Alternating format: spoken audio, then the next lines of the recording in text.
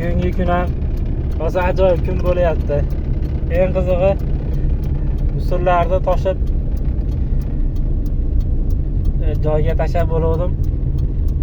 Mahallamizga bitta odam kelib 11 so'radilar mendan. 11 olib chiqib berdim. Nimaga sajdan mashinam buzilib qoldi dedilar. Men musul tashlab hali tovon oldiga borsam yurmayapti dedilar. Men tovonni tortib olib ketyapman mashinada.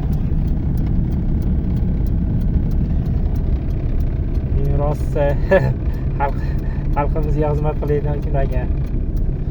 Yomg'ir yog'ib, uyda dam oldim degan. Dam olish ham rosa chiroyli bo'lyapti. Like bosib qo'yinglar.